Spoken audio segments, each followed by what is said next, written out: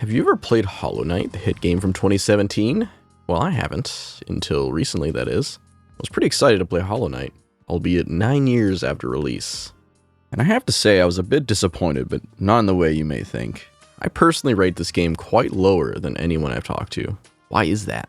Been hearing Hollow Knight is an amazing game since release, ever since 2017, in fact. Why, when I play the game, are my expectations not met like the others who have played before me? I've thought about it for quite a while, and I think I may have found the reason. Yo, what's up?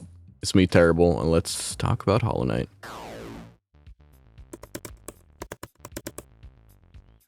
Hollow Knight is a Metroidvania. What that means is it's freaking huge. Has an interconnected world with a bunch of upgrades, abilities, and treasures to find.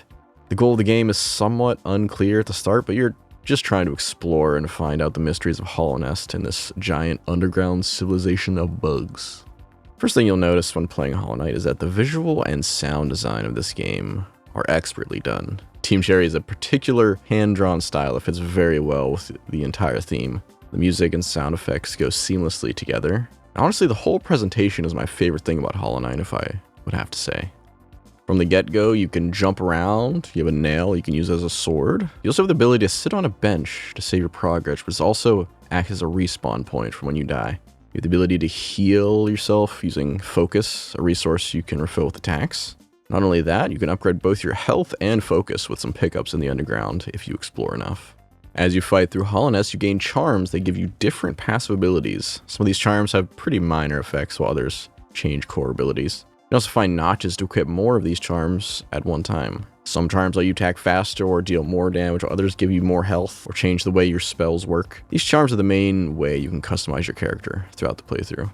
From exploring and fighting bosses, you also find more abilities like double jump and the capacity to use spells. There's also a wide array of unique bosses with a lot of different movesets to mess you up. Some of the bosses in this game are a real challenge. I would consider this a hard game to play, and the bosses are a significant part of that. The gameplay loop is honestly pretty simple. You go down the well of Dirtmouth, explore, find goodies, and come back when you have enough currency to buy something or need to heal. You mostly are just exploring until you find a new bench or boss while trying to find a progression item to you even further along all these connected paths. It's pretty standard Metroidvania in that regard, and the mechanics of this game are not new to the genre, but in general, I feel like Hollow Knight pulls it off pretty well. But not everything. Hollow Knight is very critically acclaimed. If we look at Metacritic, Hollow Knight has a 90 overall average score on both critic and user score. Pretty much anytime anyone talks about Hollow Knight is positive. So going into this game, I had a lot of expectations, quite literally 9 years of them. Now, I'm not the type of person to blindly like stuff. I like to form my own opinions. But you have to admit, when something gets so much praise, it's hard to ignore. Honestly, I think this hype and critical acclaim hurt my overall opinion of the game. This pressure to see something as everyone else did made me feel like I was missing something my whole playthrough. It's kind of hard to put into words, but I guess I was overhyped for Hollow Knight, missing what it truly was. A game with its own set of flaws, just like any other title. I honestly feel like hype is becoming harmful to a gamer's enjoyment. We have been burned so many times by horrible releases and mediocre games that we buy because of hype and regret it. Fans of games are also becoming more opinionated in a negative way, so that any real opinion of a game they love is a personal attack. Just want to go into saying this, I do like Hollow Knight, but definitely not as much as most people watching this video. It took me 56 hours to complete the game, and I did everything available except Godhome. That being said, let's get to my thoughts and criticisms of Hollow Knight. The map in Hollow Knight might honestly be my least favorite thing about the game. Not exactly the map itself, but how you progress and fill out the map. In an average Vania game, as you fill out an area, you fill in the map. But with Hollow Knight, you need to rest at a bench to fill out your map. Once you find the map for an area from Cornifer, you need to go to an unmarked area, and after you either die or get to a bench, the map is filled out. This mechanic just wastes a lot of time. I understand the idea of it. I understand that the Hollow Knight character has time to fill out the map at the bench, and it fits stylistically, but it's not fun. And in my experience, just a waste of time. A good chunk of my playthrough was getting lost trying to find benches and maps and having to go back to rest to figure out where I was. This felt really form over function. I do not see a reason why you can't autofill out the room you're in, or even just hit the map button to fill it in at your current spot. It's just an aggravating mechanic in a genre of game where getting lost is pretty normal. And yes, I understand the Metroidvania games tend to have confusing layouts and require backtracking. It's kind of a genre problem. But with just a very simple fix, it could be alleviated, and I could have saved multiple hours of just going back and forth to finally progress the game. The next thing I want to talk about is your general character progression. In Hollow Knight, you find charms to change how you play through the game, and I just felt it a tad underwhelming. I like the idea and the style of the charms overall, but the actual use case of them didn't feel that rewarding. First off, by the time you can use enough charms to get a specific build, you pretty much have a best option already. In my gameplay, I just felt that the builds only really opened up after you do the first ending, and the builds themselves weren't different enough for my liking. Pretty much can spec into a melee focus, a spell focus, or a more defensive focus. There's also some miscellaneous charms that have some small benefits, but it just felt like there was just a definitive best build for any given time. Melee is always useful, so having some sort of melee charm mixed with a way to make your spells better just feels like the correct way to play.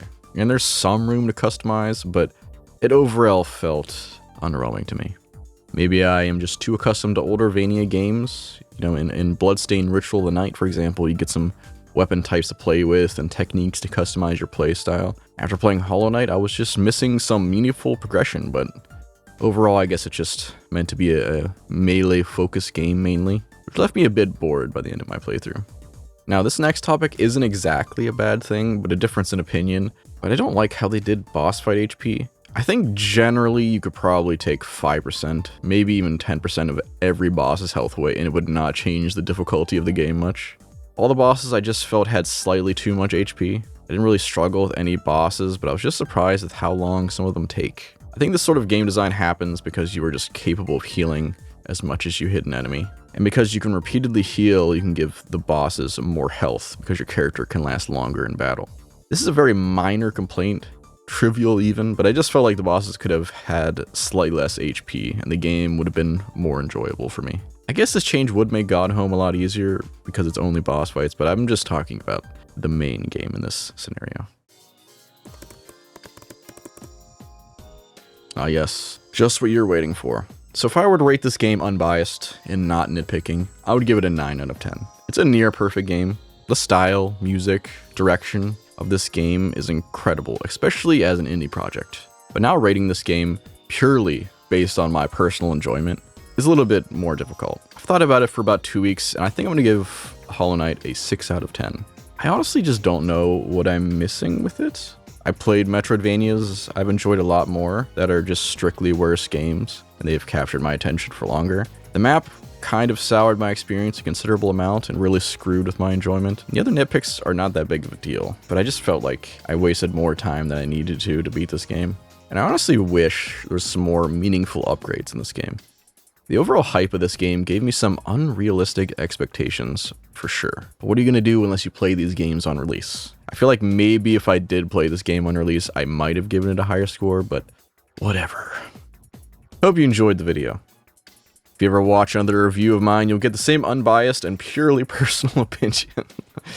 Even if my opinion isn't popular, I still like talking about games, so if you are into that, consider subscribing to this channel.